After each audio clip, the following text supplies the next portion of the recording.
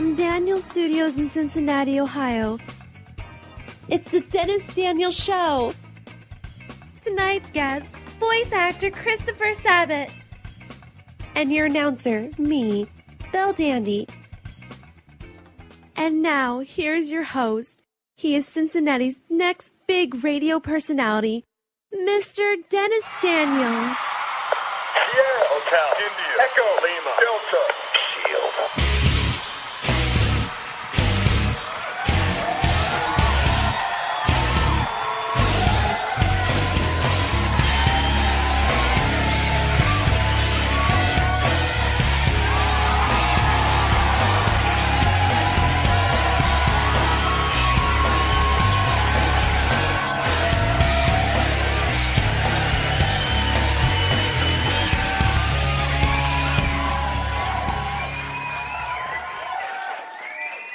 Ladies and gentlemen, boys and girls, and children of all ages, you have tuned in to the hottest talk show on Blog Talk Radio. I am talking, of course, of The Dennis Daniel Show. I am your host. I'm kind of like the Vegeta of Blog Talk Radio because I'm always over 9,000 listeners. Dennis Daniel. And guys, you know, I'm so excited to be doing an awesome interview with one of the true greats in voice acting, who's blazed a trail for many voice actors like him to follow. Unfortunately, Mel Blanc is dead, so we have to settle with our guest tonight.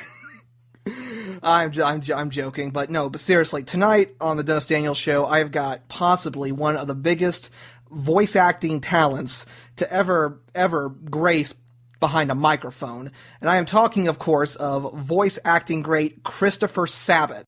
Now, for those of you who might not know who Christopher Sabat is, and I say this from the bottom of my heart, you must have really had a sucky childhood, because Christopher Sabat has been and will always be the Prince of All Saiyans. That's right, I'm talking Vegeta from the very popular DragonBalll Z. That's right, the spiky-haired guy who's always calling Goku Kakarot. I never knew why he kept calling Goku Kakarot. I mean, everyone else called him Goku, so, why don't you hop on the wagon and call him that too? And before we go any further, I'd like to ask our audience and listeners to please refrain from the over 9,000 jokes. I mean, we've beaten that horse pretty bad, so let's try to rise above all the stereotypes that are forced on the anime community and not use that reference too much in this program. However, you are encouraged to use the phrase "the balls are inert," because that's another great line from another one of his awesome characters, the awesome Piccolo, the Namek from DragonBalll Z, of course. He was awesome. He was powerful. He was wise. And of course, having that awesome outfit, that's a badass outfit.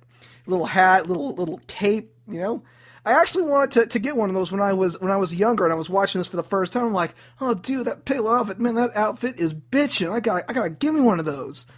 Of course, nowadays that wouldn't look so good, so we'll leave it to the skinny cosplayers. And then you've got, oh my gosh, one of the greatest characters of all time, a real man's man, Alex Louis Armstrong from Fullmetal Alchemist, who I consider the Hulk Hogan of anime just because of the blonde mustache, the big roaring muscles, the 24-inch pythons, and of course the pink sparkles. And yes, ladies, real men wear sparkles. Deal with it. But, of course, he's done so many great roles, and, of course, I can't do justice just talking about them. So what I did was I put together a small demo reel of some of his better-known roles. So let's take a quick listen to what makes Chris Sabat so incredible. Dotton City, a town clinging to the threshold between heaven and hell, where the peace of its human inhabitants is regularly threatened by foul-tempered evil spirits. A fetid darkness lodged in the cracks of troubled souls will obstruct this town today, unnoticed, silent, deadly. However, there are some who wield a light beyond all human understanding and ascend their stools of righteousness to eradicate those shadows bound by the bowels of hell. But who could have been given the duty of eliminating this darkness? Are they servants of God or minions of the devil? Do I think farmers are noble? Oh, they're foxes! Dread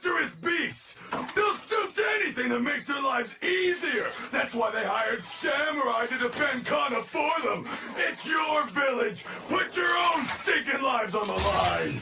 But oh no, they never do that.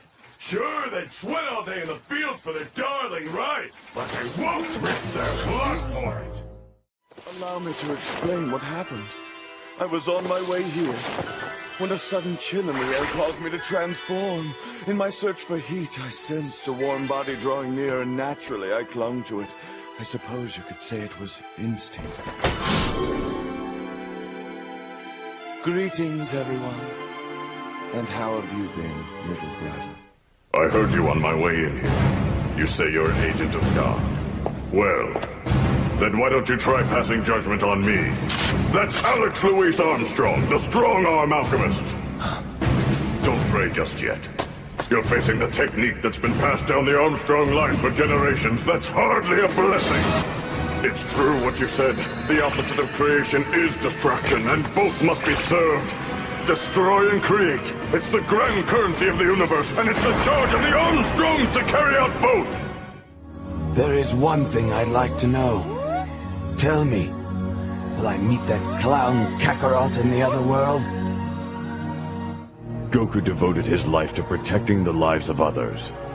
Because of his selflessness, when he died, he was allowed to keep his body and travel to King Kai's planet.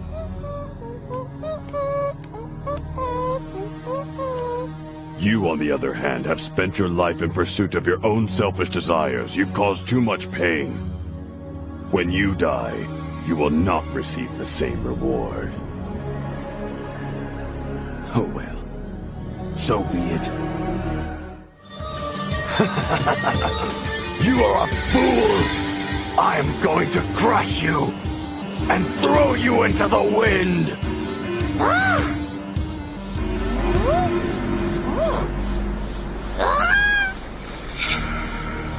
Trunks, Bulma, I do this for you. And yes, even for you, Kakarot. Right there, ladies and gentlemen. If that does not explain why Chris Sabat is one of the greatest voice actors to ever come out of voice acting, then maybe you should just go get examined.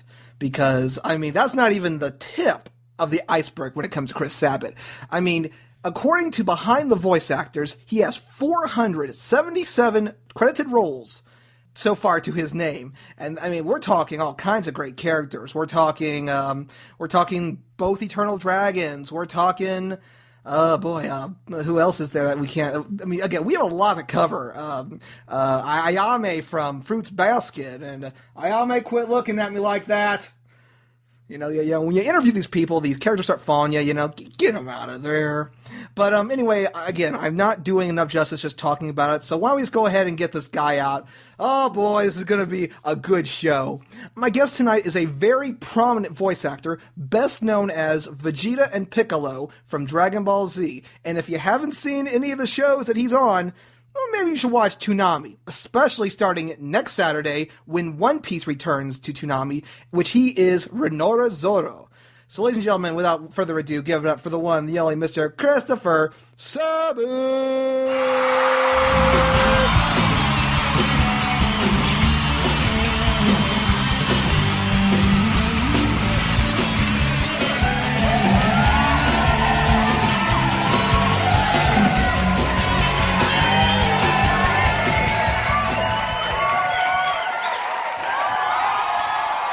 Mr. Sabat, thank you, and welcome to the Dennis Daniels Show.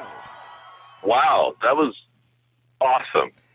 Thank you. I felt like my entire anime career flashed before my ears. Oh, no. Ago. Not even close, Mr. Sabat. That's just some of the highlights. Again, over 470 roles that you're credited so far to having, and that's probably a whole bunch of stuff there's probably a whole bunch of stuff we haven't even heard yet.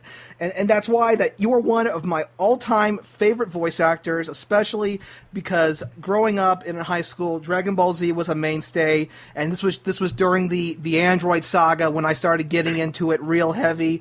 And of course, my favorite of all time, I love Goku, but my all-time favorite was Vegeta, just because he was a natural-born badass. Yes. a lot of people have asked me what my favorite character is, and even if I hadn't played Vegeta, I still would have said Vegeta. And I don't know if it's because I've played Vegeta for so long that I feel this way, but I can't stand Goku at all. I just don't like him as a character. Does that make sense? He's not the kind of person I'd want to hang out with. I'd rather hang out with Vegeta, even though it would probably be far more dangerous. I'm just not a Goku guy. Well, that makes a lot of sense. Again, Goku and Vegeta are like oil and water. They're just, they don't connect. They're like Windows and Mac. Well, unless I guess the fusion would be the boot camp to let you run Windows on a Mac. So that's a great computer analogy. I don't know why no one gets that one. But again, I gotta say, you know, I've said this 1,000 times about you. I think that you are the backbone of not only DragonBalll Z, but a lot of the great things that come out of Funimation, and I don't just mean for voice acting, but we'll talk about that a little bit later on in the program. So, what got you interested in acting? I had no idea that I wanted to be a cartoon or anime voice actor when I was younger, but oddly enough, I did do a fair bit of it. I had very strict parents who would ground me if I even got like B minuses. They were really, really super strict. And one of the things they ground me from was television. So I wasn't really allowed to watch it, but I had figured out that if I put these giant headphones on and sat in the Lazy Boy in a certain way, I could still see the TV in a reflection off of the fireplace. So I would technically watch TV, but I wouldn't be able to hear any of the audio from it. So I would just try and dub in my own voices myself. And I don't know if that was some sort of just foreshadowing or something. But it ultimately, I can't say that really led to my career. I started as a singer. I was a music major at the University of North Texas studying opera because they gave me a lot of money to study opera there. And after about a year of music school, I realized, man, I don't like doing this at all. Because my voice teacher would sit around saying, hey, you know, you probably should not go out much. You shouldn't really drink that much beer. You shouldn't really ever be around anyone that's smoking any cigarettes. You shouldn't really talk very loudly. And you shouldn't drink coffee or sodas. And you should probably go to bed around 9 o'clock. And I realized suddenly that absolutely was not the career path for me. So I switched my major to radio, television, and film, and got my associate's degree actually in radio, television, and film in Houston. And after that, went to go work for a bunch of radio stations because I thought, well, maybe radio is the thing for me. Because when you're born with a voice like I have, and I'm actually not bragging just yet. Give me a moment. But you're born with a voice that's relatively deep because my voice now is only is not that much different than it was between 6th and 7th grade. I had an obnoxiously low voice. A lot of people have said, well, you should go into radio. So I thought, well, maybe that's the thing for me. So I went to school, radio, television, film, started working for a bunch of radio stations. And after working for them a while, I realized that the fun in radio just wasn't quite there anymore. It was fun back in the 70s and maybe the early 80s. But after that, all the large companies started buying up all the radio stations all over the world. And you were just basically reading little sentences off of a piece of paper. It just wasn't as much fun as I thought it was going to be anymore. And as I went back to Dallas at the University of North Texas to finish my degree in radio, television, film, I was a semester away from graduating when I got a page. I don't know if some of your listeners even have a clue what that is. It was the large device that you have to wear essentially on your belt or pants that was about the size of a huge packet of cigarettes that would vibrate if you had a call. Then you had to go find a phone somewhere to call a person back. The page was from a girl named Carly Hunter. And Carly Hunter was probably the third employee of Funimation Productions, the company that owns all the anime now. And she said, well, we're doing this show, working on this cartoon. It's a Japanese cartoon, and I've been spending every day painting the panties out of it so it's appropriate for television and changing hell to HFIL, and so it's all appropriate for 5-year-old and we're doing this test, and my boss wanted to know if you're interested in coming in and auditioning for it.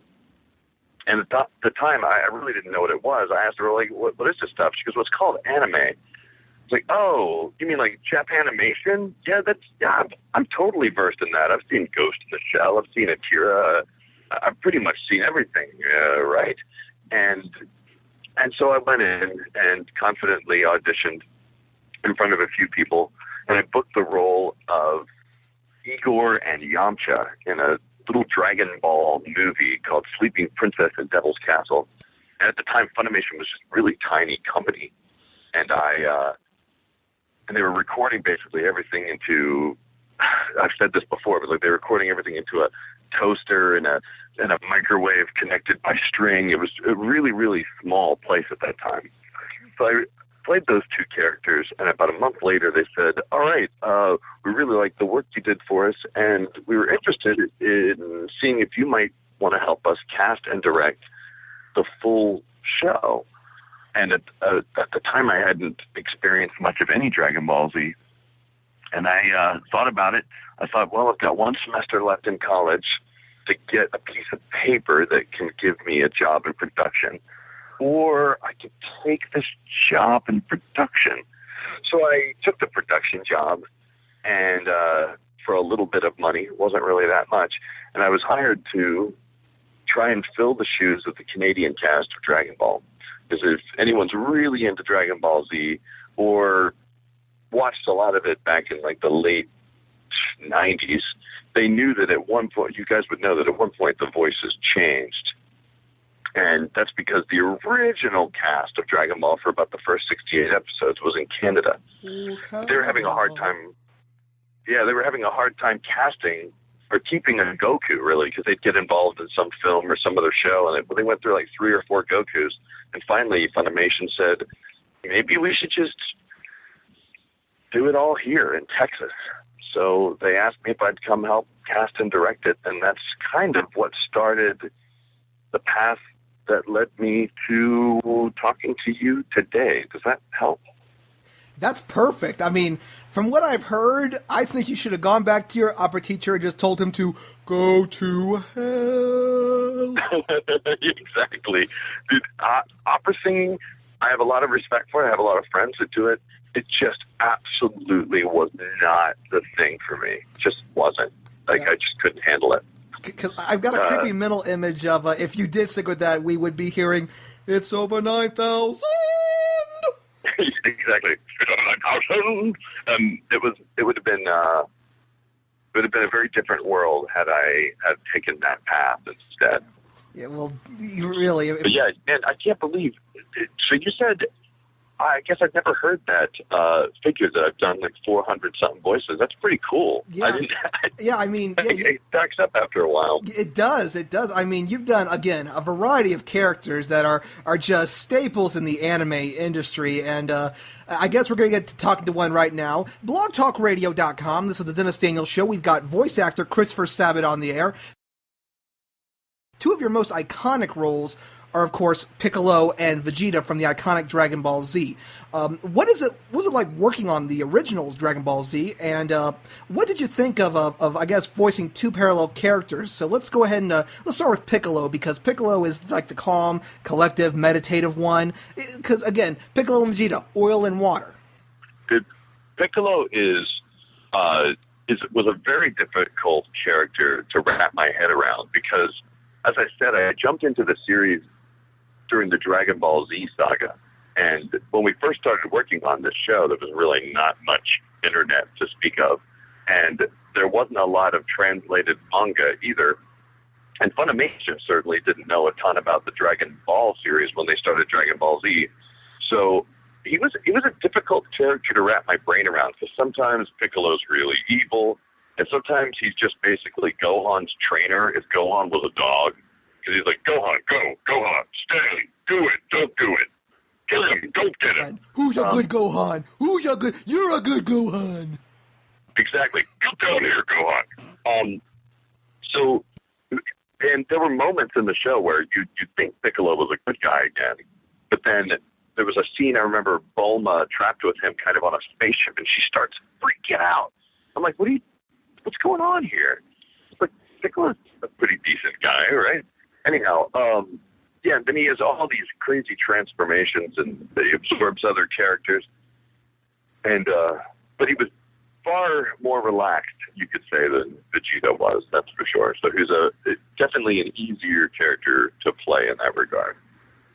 But yeah, so yeah, I really like Piccolo just because, you know, and of course for those who are wondering why was she screaming, because if those who had seen the original Dragon Ball, they would have known about the evil King Piccolo and how the current Piccolo that we know today and know and love is the son of the evil King Piccolo. And again, if you guys need to learn more about this, watch it on Funimation. Just we've only got a little bit of time for this interview, so I can't go into the DBZ anthologies here. So but that would take years. Yes, but getting on to Vegeta. Vegeta, of course, you know, natural born badass, like I've said 1,000 times. But you know, he's really changed over the course of the series. You know, it's been really up down, up down, up down. I mean, you look at guys like Piccolo and Goku and Gohan. You know, they pretty much stay the same. But Vegeta has had such an erratic storyline in the series. So, what was it like to voice him, especially with all these different storylines he was going through?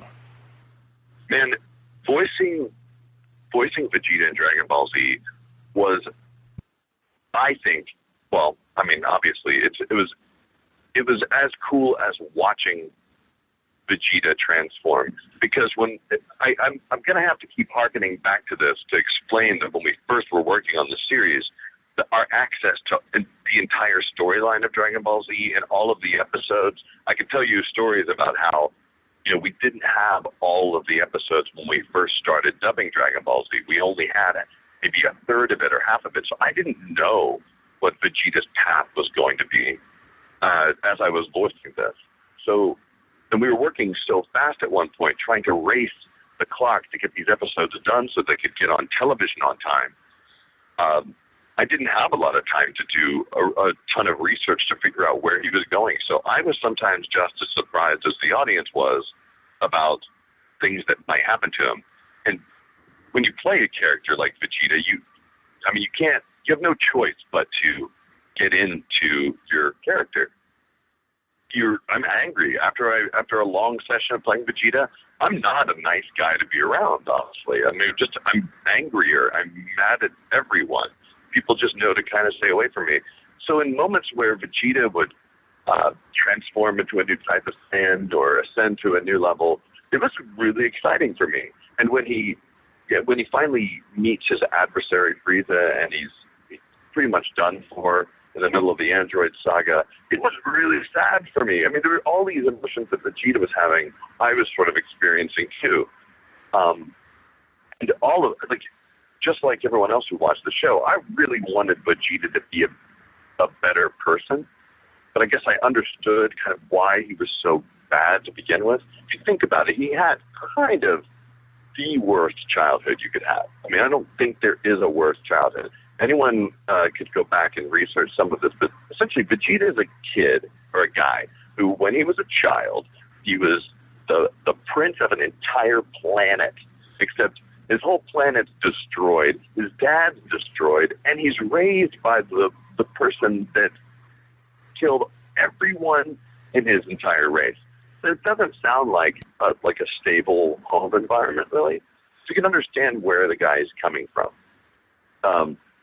I really felt that Vegeta was just, man, it was just a gift for me to play him. And I'm still, to this day, you know, there's talk of more Dragon Ball Z here and more Dragon Ball Z there.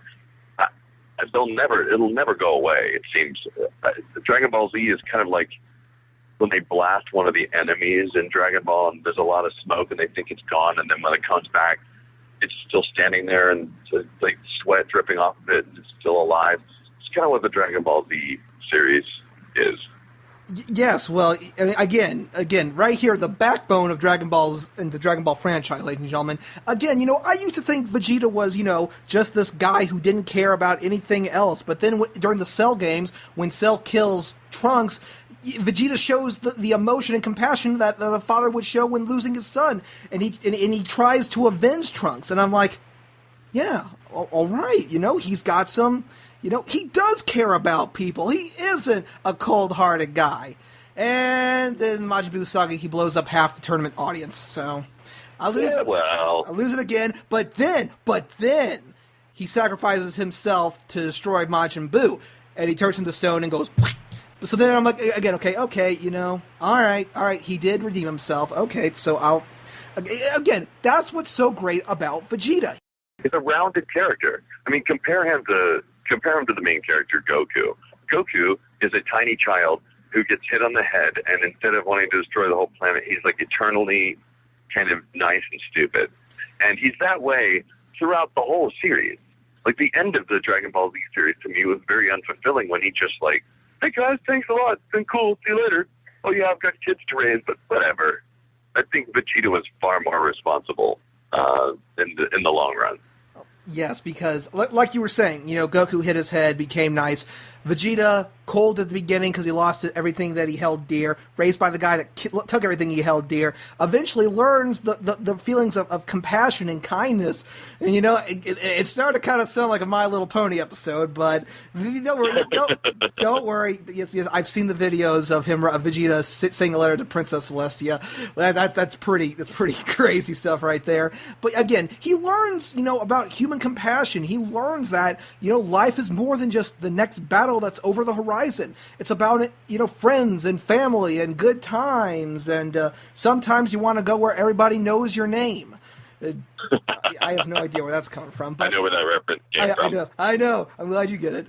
Wonder if our audience will get it. But, Vegeta has just, he's evolved over the series, and I don't mean power-wise. I mean, you have the power level and the strength of his body, but then you also realize he's got an incredible power level for the strength in his heart. And that pretty much sums up Vegeta right there. That's why I just love him, because he's just a well-rounded guy that everyone can love. You can boo him when you meet him, but you end up loving him in the end, and that's what really makes it great. But then again, yeah, Goku leaving at the end of GT, that was kind of the big middle finger of the audience. I mean, they would have been better off just ending the series like an episode of The Sopranos, but I'm like, well, where are you going? We've still got like a bajillion episodes to shoot. And I'm like, forget it. That's why people don't talk about Dragon Ball GT.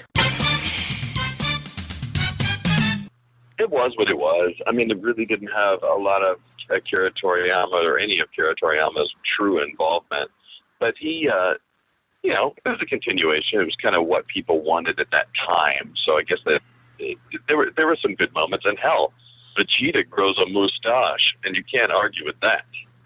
I'm trying to figure out how a Gillette would even be able to trim that stuff. I mean, so look, we're trying to be the best the man can get, but I mean, that thing you try shaving, oh, razor's broken. Yeah, and Super Saiyan is just like this long yellow beard, I guess. I don't know. And then he turns into that giant golden monkey, and I think he grabs Goku, and I'm surprised Goku didn't go, "Get your hands off me, you damn dirty ape."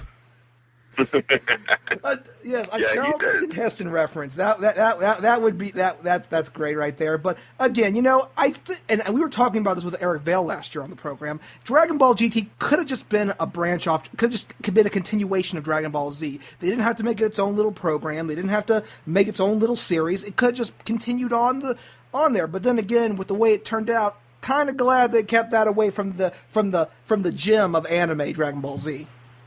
Well, yeah. I mean, at that point, Akira Toriyama had been working on the series for such a long time, and he really wanted to end Dragon Ball Z at the end of the Cell Saga. He was begging for them to say, please stop. Like, I can't do this anymore. And they begged him to continue on and on and on, and ended up going all the way through the Buu Saga.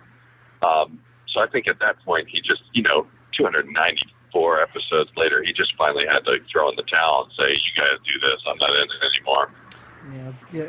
I mean, hey, they say that sometimes the greatest shows can go bad if they feel like they're stretching on, and Unfortunately, with DragonBall Z GT was that thing that it's just time to wrap it up. But fortunately, for those of the audience who don't like watching the entire filler episodes, there's actually DragonBall Z Kai, which is like a little mini DragonBall Z vitamin. And I actually just heard a couple of weeks ago that you guys have gotten the green light to dub the Buu Saga. So is there any update you can give to us on the recording of Kai for the Buu Saga?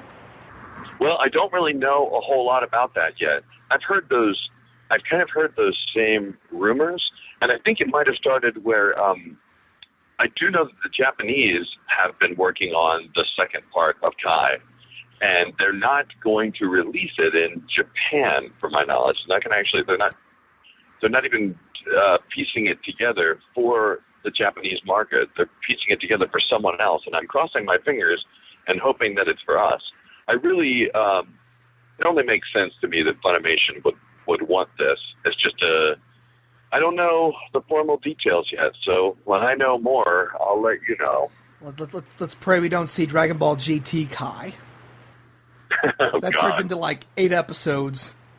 Show over. That'd be okay with me. They just do the Papara guys and then just call it a day. Yeah, I can see that. Blog Talk Radio, this is the Dennis Daniels Show. We've got Christopher Sabat on the air, best known as Vegeta and Piccolo from DragonBall Z, and you can catch DragonBall Z Kai every Saturday morning on the Vortex. And that's obviously, it's right there, right next to your WWE Saturday Morning Slam. That's the best hour of television you can find on Saturday morning. But anyway, moving right along, alongside the different characters you've played in the Dragon Ball series, you've also worked as a line producer and a voice director for the series. How does it feel to know that you're a major part of the Dragon Ball Z lineage, and do you prefer producing and directing on Dragon Ball over the voice acting? I do like directing. I love telling people what to do. Producing is just a bunch of number crunching and telling directors what to do. And I like actually wearing multiple hats. I like having control over things, but not. I don't know. It's really hard to say what I like more. I think the thing I like about what I do the most is that I can do so many different things on any given day. The voice acting is really fun because I never know, on any given week if I'm going to be playing like a pirate with green hair, or if I'm going to be playing like a 7-foot-tall black guy, or if I'm going to be playing like a tiny red frog, or an effeminate like cross-dresser. Like that's the fun part about being the voice actor. However, I'd like to be making some other creative decisions, because as a voice actor, you get to be somewhat creative with the way you read your lines, but you don't get to cast other people. And I do enjoy casting other people and working with those people as well. If I wasn't a voice director, I wouldn't really get a chance to meet a lot of the other actors, because dubbing can be a very solitary thing. You typically have a session just between you and the director. The actor and the director and the engineer are in the booth by themselves. So as a voice director, you actually get to meet all the other actors and all the other producers and stuff like that. So I don't know what I would drop if I was forced to drop one of them, but I think you'd have to pry the voice of Vegeta from my cold, dead hands if you ever tried to take him away from me. So I'm going to have to say that maybe voice acting is the one thing I could never give up. Wouldn't try it, Chris. Would not try it to even in the inch of my life. I try to get close, you go, back off, Dennis. I'm like, oh, okay, I'm going away. Okay. Move away. Okay. But okay, anyway, another popular role you're known for, and this is by far, if Vegeta is my first favorite character you've done, this is my second. Another popular role you do is Alex Louis Armstrong from Fullmetal Alchemist, possibly, which I call the Hulk Hogan of anime. What do you think of your character, and how did you come up with that booming, dynamic voice? Well, I gleaned a lot of inspiration from the Japanese voice of Alex Louis Armstrong. And, oh my gosh, sometimes I could remember that actor's name. Right now, it's escaping me. But if you listen to the Japanese version of that show, it's hard not to want to emulate what he was doing. And if you look at that character, I just can't even see him any other way. the big sparkles. He's never wearing a shirt. He's kind of a very awkward person to be a very, very awkward person to know in real life. He's I don't know. The voice came from just listening to the original actor and then just putting my own spin on it. I don't know what else to say. Anyone who's seen Alex Louis Armstrong knows that he's a very huge, broad, expressive person. And I took one look at him and said, "Yes, that's the voice he needs." And he was a fun character to play. Again, I wished he had more to do with the original series. I was very happy when they brought up the Brotherhood series, because he had a lot more to do with it. Alex Louis Armstrong had a lot more involvement in that show. But then he got beat up by his sister, and that's screwed up. No one screws with Armstrong. I will take that to the bank. No one screws with Alex Armstrong. Again, the Hulk Hogan of anime, and I use Hulk Hogan because I don't think many people are going to understand Superstar Billy Graham. But again, I loved Armstrong. I emulated you doing Armstrong, and when I was doing cosplay, I did an Alex Louis Armstrong cosplay, and I did the heritage of the Armstrong family line for generations will continue to never die. And yep, that's it. I loved it. I had the little muscle suit, and I took some wire, and I put little cardboard pink sparkles with little glitter on them, and that was truly awesome. I actually still have my my Armstrong gauntlets, and that was a really cool character, and I loved Armstrong so much because he was just so awesome. You know, he was a real man's man, and everyone says real men wear sparkles, and I'm not denying that. He was so cool. So, and of course, people were thinking that he was gay. He was not gay. He could get any kind of tail. I mean, did you see his other sister? Man, she was stacked. And well, I'm not saying it like that, Chris, but I'm saying, you know, he was a effing beast, and he could. And he was. He was just, in fact, he probably got more of it because he had something that girls actually really like. He's extremely emo at the same time. He's like this super, super emo tough guy. He could cry at any moment, yet he could flex, and he could destroy you in the next moment. His tears were manly. He had manly tears. I mean, yeah, again, his tears had muscles. I mean, Alex Louis Armstrong, a real man's man, and I will take that to my grave. I will take that. I like Alex Armstrong, so sue me.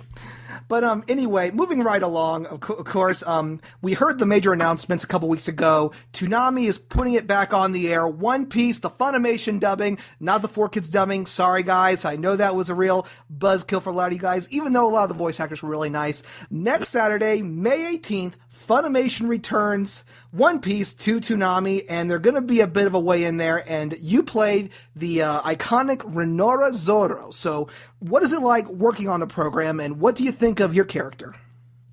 Oh my gosh.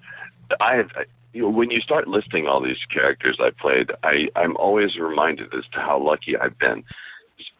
Zoro's another one of those great characters. He's another anti-hero type of character. I play a lot of those guys.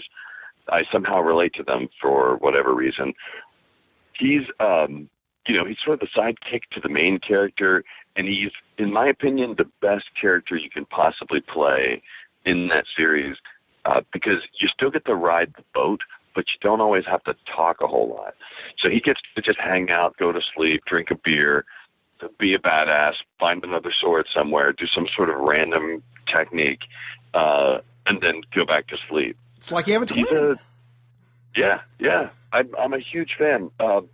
We've been working on that show for a really, really, really long time, and it's exciting to actually see it finally get back on TV again.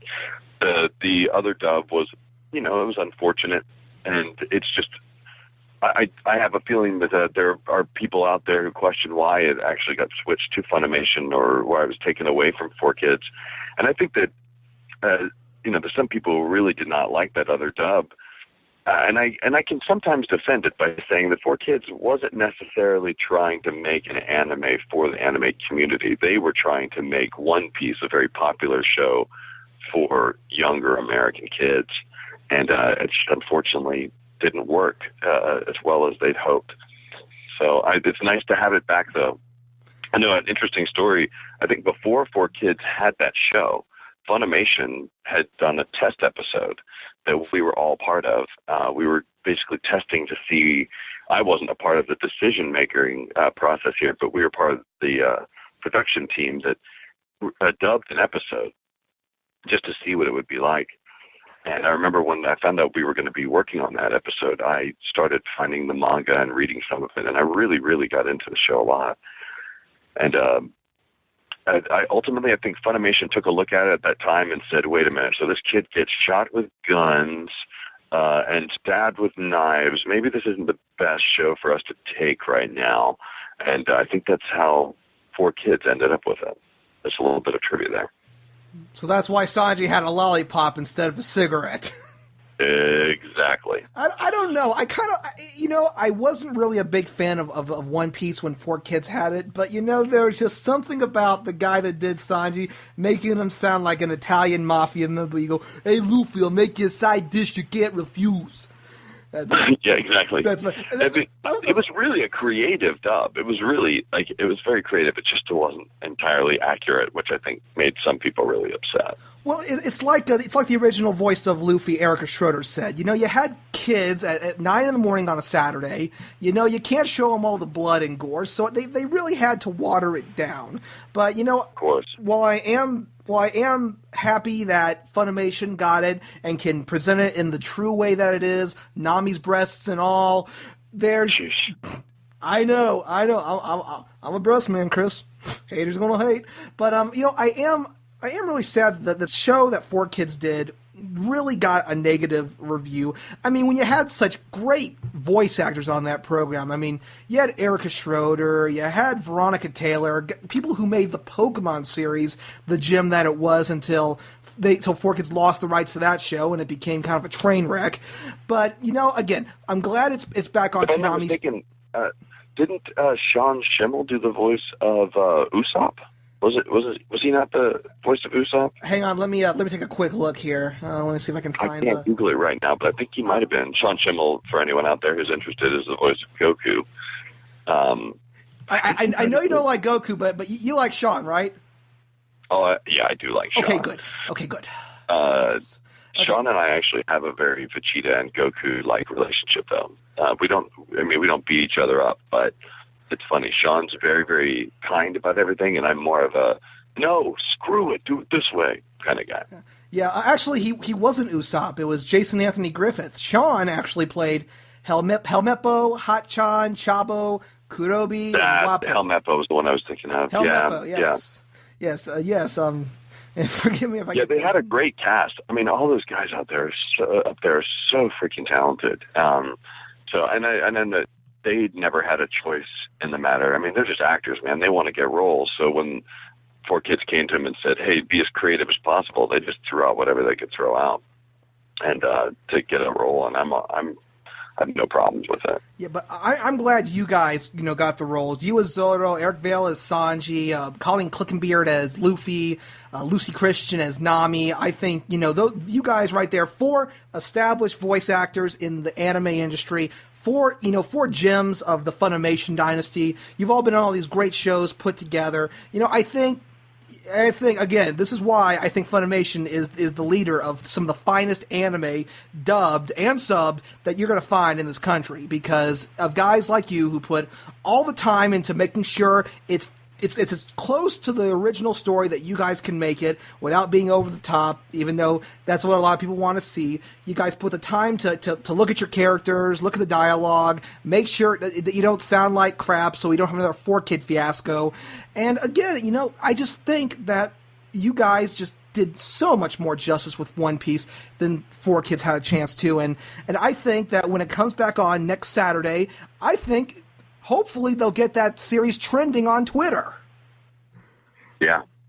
But I think it will. I just hope it's a hit. I'd like to see it. I'd like to see it hit. Do you know another show that I've worked on that Funimation is responsible for? And I'm not promoting this in any way, shape, or form. Yes, you are. Or at least, I'm not paid to promote anything. I know. I do love Sergeant Frog. I adore that show so much. Like, I really love... I play Giroro. He's like this angry red frog. If you've never seen it, it's a brilliant show. I wish that show could be more popular. Yes, yeah, I know one show people want to see on Toonami is, and I can't believe I'm saying this, Panty and Stocking with Garterbelt. And when I heard when I heard that it was going to be dubbed and they had a black guy in there, I'm like, you know, Chris Sabat, he's got to play Garterbelt. I mean, you are not going to find anyone who can do that deep booming voice other than Christopher freaking Sabat. I mean, unless you get... I would have cried if they had not... I mean, I haven't begged for a role in a long time, but when I found out that Panty and Stocking was coming and they were having auditions, I literally begged. And fortunately, I was in a very rare category of guys. There aren't too many people that have super deep voices. And not only did it need to be somebody with a really deep voice, they couldn't just pull some random dude off the street or, like, you know, and there aren't I mean, let's be real here. There aren't a lot of, you know, black guys in anime. I don't know why, but there really aren't. So there's not a huge pool of black Funimation actors either. So when it all came down to it, man, I threw out my best, and Colleen called me and said, you know, I'm going to use you on this, but you don't think that, you know, you being a white guy playing a black guy's voice is going to be offensive, is it? I said, if that's the only offensive thing you're worried about in Panty and Stocking, then I'm not worried about that at all. Because there's a lot more to be offended by that show than me playing the voice of a black guy. Well, yeah, didn't you do a black guy in Dragon Ball? I know you did a black guy in Dragon Ball. I think it was Colonel Blue from the Red Ribbon Army, and that was a black guy. You did him, and you did him great. So. Oh yeah. In a way, I guess I was the original Mr. Popo, and pecking order. Yeah. Oh my gosh, those guys are awesome. You're talking about the abridged dudes, the Team 4-star guys. They're awesome. Yeah, I promised myself I would not be referring to the abridgers. Nothing against them. It's just trying to keep the show from the stereotypes that Dragon Ball Z has now come around. That's why we're trying not to get you to say over 9,000. Because I know if you had a nickel for every time you've had to say that, you could retire and move to Boca Raton. Yeah. I could move to one of over 9,000 places. It's too hard not to, man. It's too hard not to. Yes. For those who've been listening to us for a while now, we actually used to have a segment on the program called "What Does the Scouter Say?" where we would actually use this app for iPhone called Scouter Cam, and it worked like a little mini scouter, and we would take pictures of celebrities and measure their power levels, and I would always go, Vegeta, what does the Scouter say about their power level? And then he'd go, it's 45,300! That means it's over 9,000! I love that app, actually. Yeah, it is a great app. If you guys haven't gotten it, it's like $1 on the iTunes Store. It was one of the first apps I ever got for my iPhone. It's a really cool app. You can have the Aura. We talk about promoting stuff now. It's got a great app. You can do Aura, you can do the hair, you can just do the power level. It's got the little reader on the bottom. All it's missing are the cool sound effects that we all know and love from the series. Get that on there. Instant classic for the App Store. So if you haven't gotten it yet, get it. But of course, you've gotten to work on some of the abridged series as well, Chris. Or should I say? Hang on, I had it here. DJ Sexy Dillionaire. Yeah, that would be DJ Sexidillionaire is my fake credit name. By the way, just a bit of trivia. Sexidillionaire, like SEXCIDILLIONS. A sexidillionaire is a man with 10 to the 60th power worth of money. Just trivia. I find that ironic. Yeah, I had seen a list somewhere where it was like, at one point I'd seen some list where it was like millionaire, billionaire, trillionaire, and then it just started going up, so I would pick one of the highest ones I could find. Yeah, those guys are wicked talented. I'll actually be seeing them in a couple of weeks because they're going to be in Dallas for A-Kon, and I plan on spending some time with them. I'm like, well, I gotta get on this. I have no idea. I know I could do something in one of these abridged series. I just need someone to actually put me in one of them, for gosh sakes. I would love to be in one of them. But then again, what do I have to offer?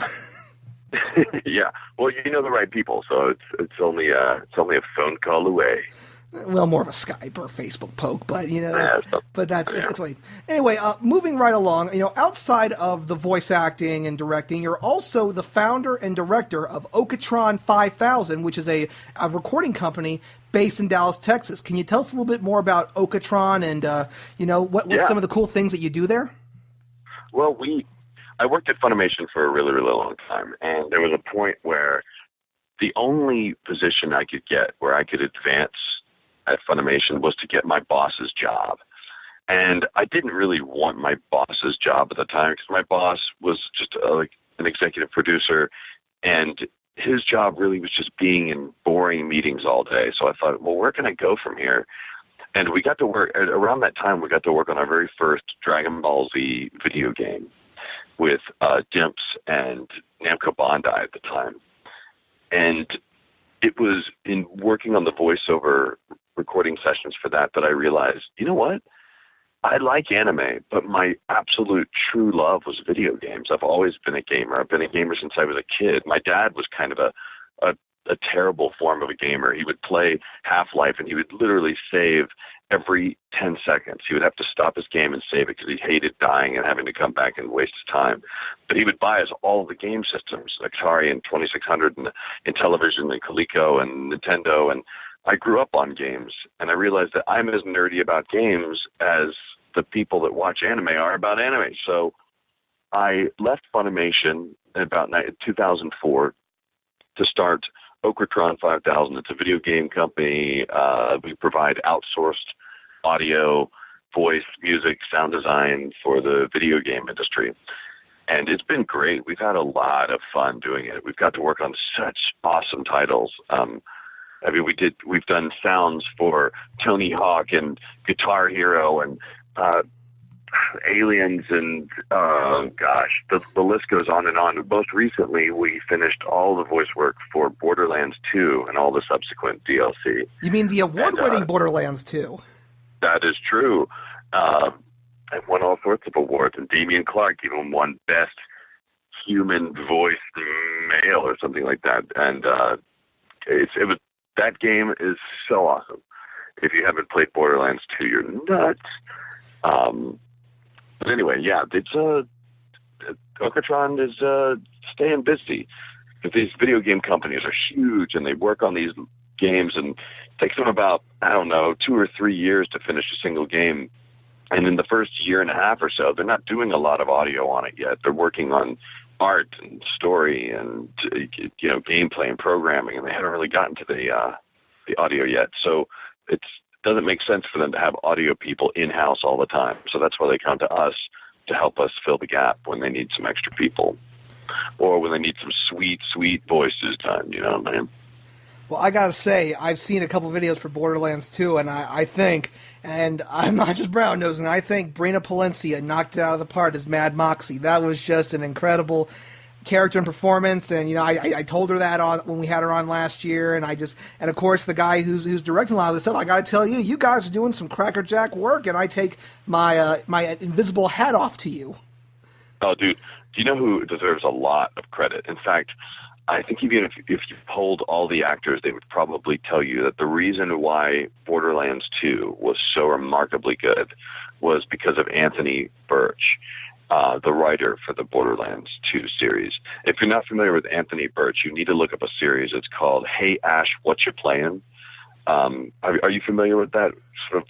It's kind of a web series. It's a dude and it's actually Anthony and his sister talking about games, and Anthony's sister is actually in Borderlands 2. She plays I just went blank on her name. Oh my gosh, the little girl character, the tiny. I wish I had my computer. Hang on, let me Google it. Hang on.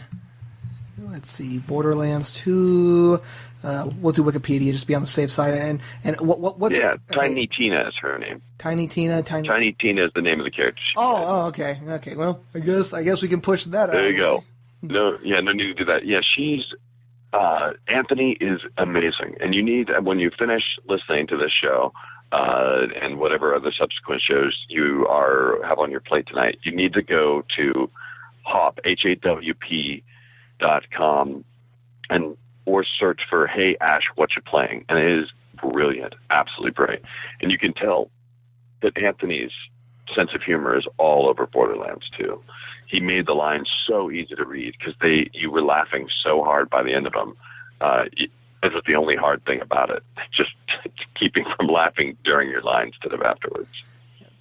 It sounds like, this game has gotten some really, really great reviews. I mean, IGN gave it a 9 out of 10, Computer and Video Games, 8 out of 10. It won several awards at the 2012 Spike TV Video Game Awards for Best Shooter, Best Multiplayer Game, Best Performance by a Human Male, and Character of the Year. I think it won Best Ensemble Cast, too.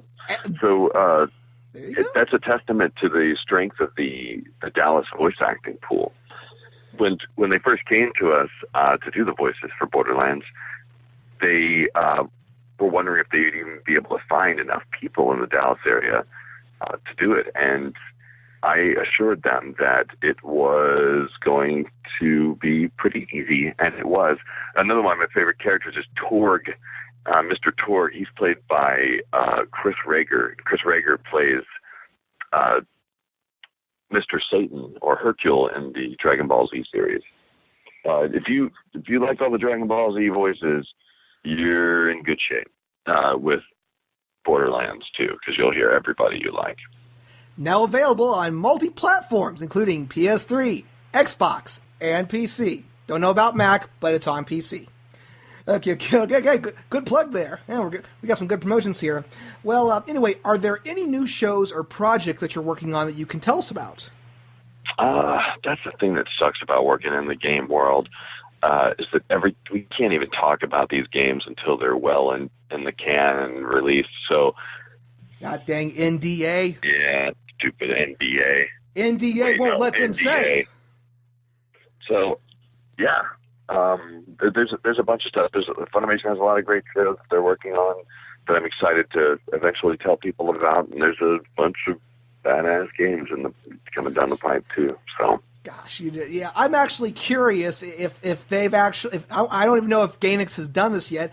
I don't even know if they've even done the part 2 for Panty Stocking, because that, I'll tell you what, I was not expecting that ending in Panty Stocking. I was like.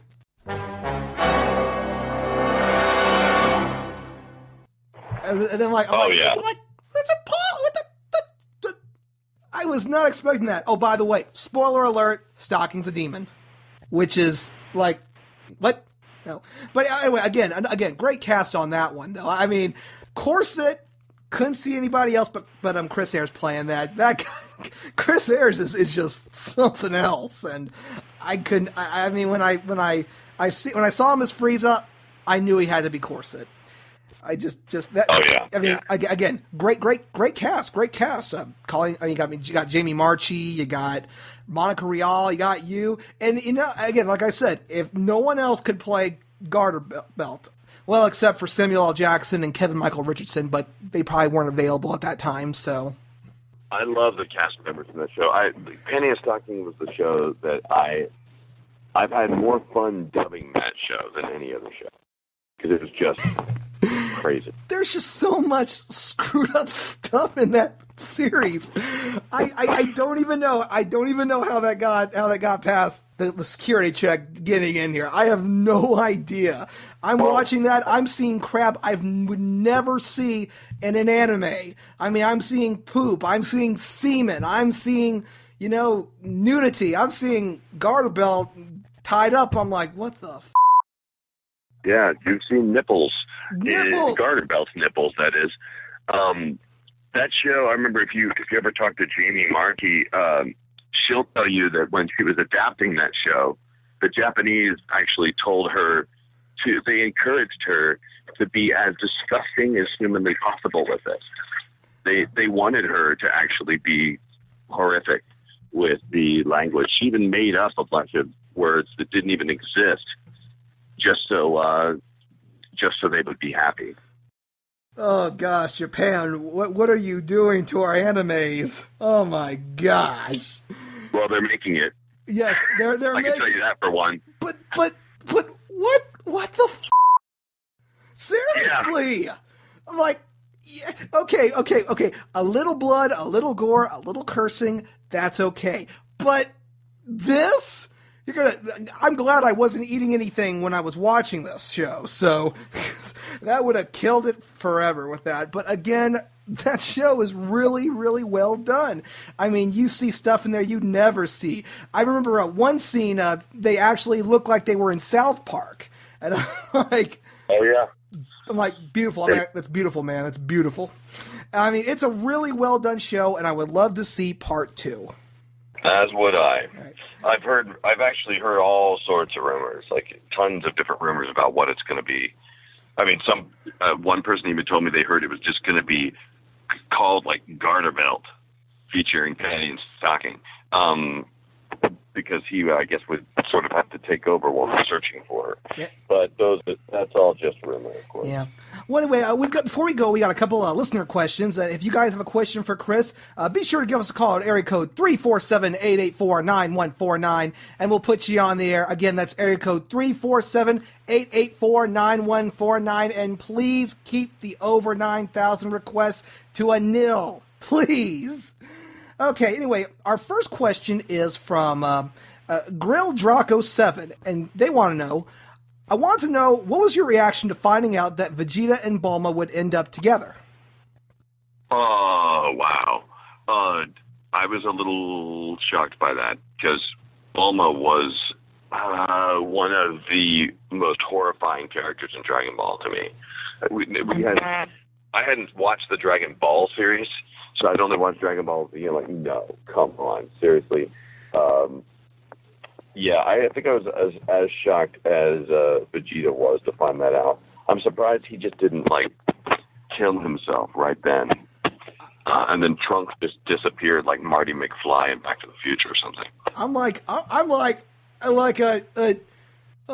Wait, him and her? I'm like.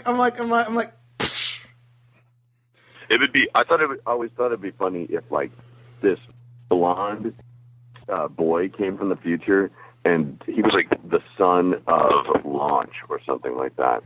Okay. And then all these kids from the future started showing up and saying they were Vegeta's son. And he's like, oh crap! Let's go to Maury. I can see that. I can see that. In the case of 7 future kids, Vegeta, you are the father. And then he does then they all get in his face and stuff. Or it'd be funnier as if you are not the father, and he does this dance. He blows a hole through the roof, flies out.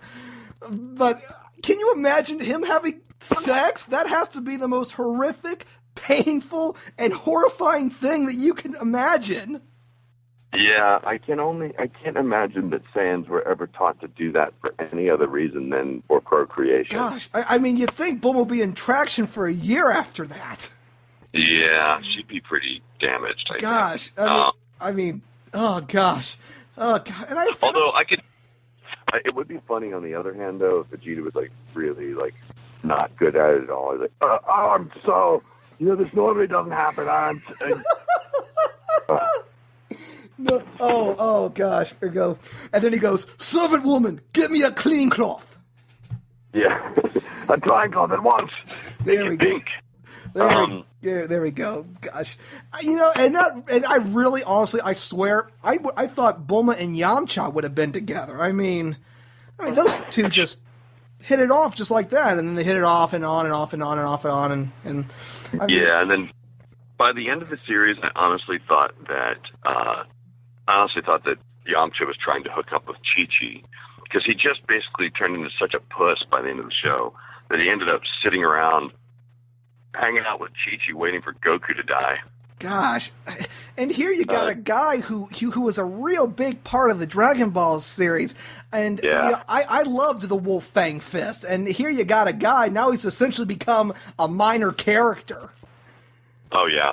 He was bad. I've never had a hand through my chest either and had my heart ripped out by an android, so I don't necessarily know how that would affect me in the long run. Perhaps it's justified. Have you ever died awkwardly at the hands of a Cyberman? No, Yes. I've never. Yes. Yeah. We don't forget. We forgive, but we don't forget. Yep. Okay, anyway, moving right along. Nova2 Ace Girl asks, could you ask him which of the voices he does, which one do you like the most, and which one do you hate the most? Let's see. I like all the voices I do, mostly because, it's a job and it's awesome. I love playing Vegeta, as I've discussed, as I mentioned before. He's my favorite character to play. I love playing Garterbelt. He's such a fun character to play. I'll tell you, a character that gets on my nerves, only because I just haven't seen enough of it to like him yet, but I really don't. I haven't found anything interesting about Elfman yet. In Fairy Tale, are you familiar with that show? I heard of it. It kind of reminds me of this other anime, Rave Master. It has that Rave Master feel to it. I have heard of Fairy Tale. I hear it's kind of it's one of them weird shows. And Elfman's a beloved character, and he's very similar to like Armstrong in Fullmetal Alchemist in a way, because he's really big and he's broad, but he's just such a one-note character. And because I come in to play him and him only in that show, I don't really know a lot of the series. So all my lines, like my sessions go kind of like this. I go, all right, Chris, step on there behind the mic. Here you go. Your first line, be a man. Okay. Your next line is at the end of the script. Hey, man, be a man about it. And then the next line is, come on, that's not manly enough. Be a man. I mean, it's this dude who just all he says is be a man. And so I haven't gotten to the meat of his character yet. Hopefully I'll get to experience more of it later. But that's a character that I just haven't found anything to grab onto just yet. Oh. Other than my balls, because I'm a man. Yeah, man's man. Gosh, from hearing that, maybe that show would have been better off with another Ayame Soma. That'd be awesome. Gosh. I have no idea what that guy is. That guy's weird. Yes, he is. I don't know if he's trying to get with the girl, if he's trying to get one of his brothers, or with another guy. I think he's polyamorous. Let's say that. He likes everyone. So. Yeah, that pretty much sums it up right there. Craig Cunningham, he wants to know, could you ask him on his decision to slightly change the Vegeta voice during the Android saga of Dragon Ball Z, and then going back to the original voice in the Buu saga? That's actually part of kind of something that happened during the series where we were recording so much of it so fast that my voice was getting trashed. It was just getting shredded every single episode. Because there were times where I'd spend 50 hours a week screaming in the booth, just trying to get some of these episodes done. And I noticed, someone pointed out to me, they're like, hey man, you realize that your Piccolo voice and your Vegeta voice are starting to sound more and more similar. Because Vegeta's voice was getting lower, and Piccolo's voice was getting higher, because my voice was just sort of settling into this very sore place. And so when we jumped back in for the Buu saga, I kind of picked it back up a little bit again, just to kind of give him a little bit more definition again. It's a very hard show to kind of keep your voice consistent, especially when you're screaming like crazy. Yes, but I think the best line Vegeta ever said in the series is, "You are a fool. I'm going to crush you and throw you into the wind." That's poetry right there. That's poetry. That's beautiful. Brought a tear to the eye, because, he was making this valiant sacrifice, and I'm like, yes. Just a very, very beautiful line.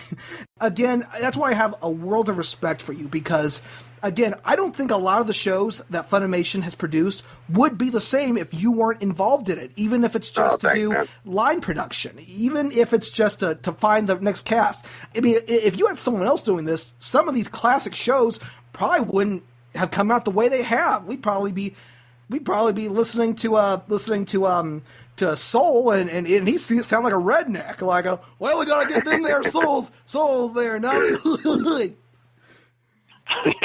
Man, you should be doing some of the parody stuff. You're pretty good at this. No, I really appreciate all the compliments. Seriously, I'm shocked as to how long I've actually been working in this business. No one's gotten sick of me, at least too sick of me just yet. They still keep giving me work, and I really appreciate it. Yeah. Well, our next question from Vu Manchu. Could you ask him if you know anything about the upcoming DBZ movie Battle of Gods, if there's possibly a Funimation considering dubbing it since they have done all the movies so far? I can tell you this, because I don't know anything official. I can tell you that Funimation, I'm sure, is considering it. I mean, I don't know why they wouldn't. I don't know really kind of where they stand on it, though. I'm not sure what's going on with it right now. I'm sure that they want it, just like, well, I'm sure they've gotten my emails and my phone calls and my desperate begging on the phone to get it if they haven't. But just like everything else, man, I don't know anything until it happens. Until then, they should watch the sweet live action DragonBalll Z movie that they made called Matrix Revolutions. Okay, good. I thought you were going to say Dragon Ball Evolution. I would have been like, no! No. If you want to watch the real DragonBalll Z live action movie, watch Matrix Revolutions. That's the one. I saw Evolution, and I think, I think some of me died inside when I saw that. Oh, yeah. I'm like, Bloom only has one blue streak of hair? What the fuck? I think they published an apology before the DragonBalll Z live action movie in Japan. People should have sued for damages done by that movie, because that movie. I had high hopes for it too. I really did. I was wondering how they'd pull it off, but I really did have high hopes, because I love Stephen Chow. I love Stephen Chow's movies. I think he's got a great sense of humor. He's really funny. Like Kung Fu Hustle was one of the best Chinese movies I've ever seen. Still is one of my favorite movies. And when I found out he was doing the DragonBalll Z movie, I thought, all right, like let's see how this works. At least it wasn't M. Night Shyamalan. We would have had so many plot twists, we wouldn't even know what the hell's going on in the story. Yeah. Anyway, before we go, Chris, we like to ask this for all our voice acting guests. We have a lot of people who are, aspiring voice actors. People who are getting their degrees in voicing and theater. Do you have any advice for those who do want to pursue a career in voice acting? Well, persistence is going to be important, and one thing I've definitely come to understand over the last 12 years of doing this. So I've seen the industry change quite a bit, and the people who are getting the work are the people who are making their own work, and they're the people who are getting out there and just doing it. So I think the cool thing about living the age we do now is that you can kind of do this now. You can be a voice actor now. You can be a producer now. You can make your own series, and you've got a giant audience to share it with. I can't necessarily encourage people like the Team 4-Star guys to take a licensed show and take their copyrighted material and use it. I would never encourage anyone to do that, but they did do something pretty rad with it, and it's a really darn good parody, and I think it's so good. That's why Funimation maybe looks the other way. I don't know, but there's so many opportunities for people to be voice acting now. And my other bit of advice would be to kind of move to wherever the market is. If voice acting is what you want to do, you got to get to California or New York or Dallas or maybe Houston. There aren't too many other places that dub anime, and certainly most of the voiceover work in the United States happens in California and in Dallas. Just be prepared, because there's a lot of competition out there. And if you have the same voice as me, my advice is don't try. But that's only because I'm selfish. That's some really good advice. I pray I don't have the same voice as you, because I mean, I've tried doing Vegeta and it hurts really bad. I mean, I couldn't do the 5-minute I mean, again, that's why I bow before your greatness.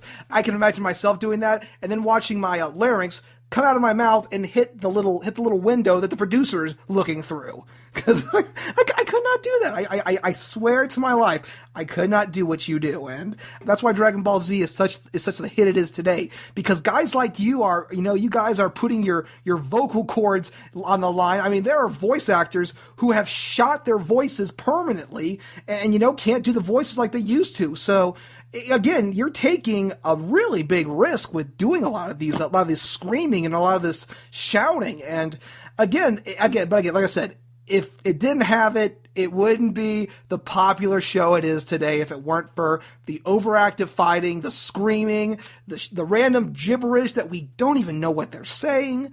And again, it comes to guys like you and Sean and Sonny and Laura Bailey and Chris Ayres and the original voice of Frieza, whose name eludes me, and Damon Clark and I think I pretty much covered every. Oh, and Stephanie Natalie for doing that, too. I think I've covered everybody. Have I covered everybody, Chris? I think you left out 2 names, but that's it. I think you listed out every single voice actor. Hang on, I'll issue an apology to them later. Well, since we did mention Team 4-Star, Chris, do you think before we go we could get a God damn it Nappa? God damn it, Nappa! Get me off this phone. There we go. All right, Vegeta, we'll do that. Well, anyway, guys, if you haven't seen DragonBalll Z yet, you can check out DragonBalll Z Kai Saturday mornings at 10 a.m. on the CW Vortex. You guys can check out all the great shows that are on Funimation.com.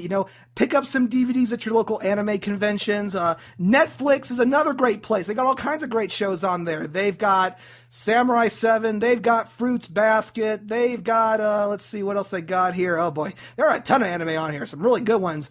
They've got Rosario Vampire. They got Black Butler, Ouran High School Host Club, D. Gray Man, the Soul.